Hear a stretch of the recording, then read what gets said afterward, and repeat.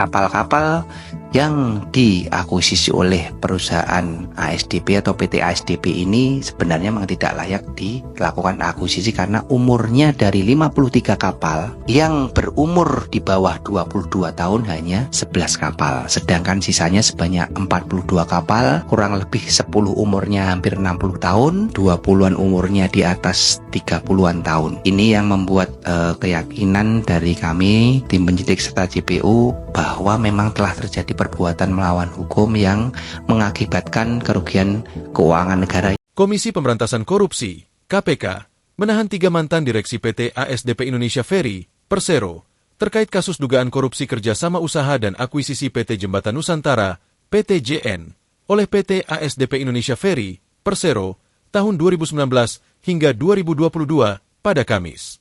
Ketiganya adalah Ira Puspadewi, IP, selaku ex-direktur utama PT ASDP Indonesia Ferry, Persero, Muhammad Yusuf Hadi, MYH, selaku direktur komersial dan pelayanan PT ASDP Indonesia Ferry, Persero, tahun 2019 hingga 2024, dan Heri Muhammad Adi Caksono, HMAK, selaku direktur perencanaan dan pengembangan PT ASDP Indonesia Ferry, Persero, tahun 2020 hingga 2024. Budi mengatakan, penahanan dilakukan untuk 20 hari ke depan sampai dengan 4 Maret 2025 di Rumah Tahanan, Rutan, Kelas 1 Jakarta Timur, Cabang Rumah Tahanan KPK. Budi mengatakan, kasus ini bermula saat Adji selaku pemilik PT Jembatan Nusantara yang memiliki banyak kapal untuk diakuisisi oleh PT ASDP pada tahun 2014. Namun, ketika itu sebagian direksi PT ASDP menolak lantaran kapal-kapal milik PT JN sudah tua. 4 tahun berselang, Ira dilantik menjadi Direktur Utama PT ASDP Ferry Indonesia. Kemudian, Adji kembali menawarkan kerjasama dan akuisisi. Kerjasama tersebut diterima dan dilanjutkan pada periode 2020 hingga 2021.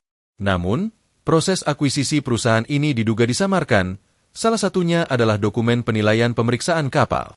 Diketahui bahwa penilaian KJPP Embru, penilaian kapal, sudah direkayasa agar mendekati nilai yang sudah ditentukan oleh Adji, pemilik PT JN, dan telah diketahui dan disetujui oleh direksi PT ASDP, kata Budi. Akibat perbuatan ketiganya, PT Angkutan Sungai, Danau, dan Penyeberangan, ASDP, Ferry Indonesia mengalami kerugian hampir mencapai 900 miliar rupiah. KPK telah membuka penyidikan baru terkait kasus dugaan korupsi dalam kerjasama dan akuisisi PT Jembatan Nusantara sejak 11 Juli 2024. KPK telah menetapkan 4 orang sebagai tersangka dalam kasus dugaan korupsi di lingkungan PT ASDP Indonesia Ferry, Persero.